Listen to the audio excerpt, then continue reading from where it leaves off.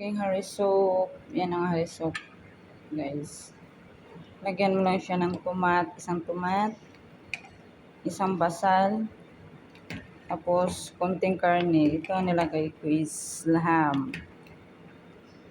Ito siya, guys. Nilagyan ko siyang laham. Mix mo lang siya ng mix hanggang lumambot. Hanggang maging sticky kasi ito siya, guys. Pag nadurog lahat. Kailangan durugin itong basal at saka tomato. Tapos maging sticky na siya. Yan, nilagyan kong laham. Mix lang siya ng mix. Yan ang Harry soap.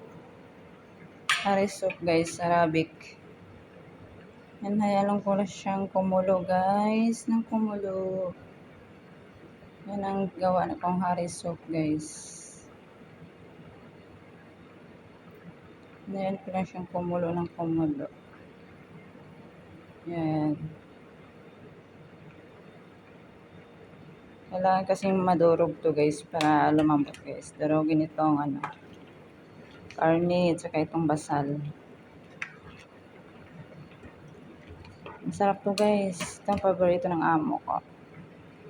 Harry soap. Yan siya. Hinayan ko lang siyang kumulo ng kumulo. Thanks, guys. God bless sa lahat. Kada sa mga OFW kagaya ko.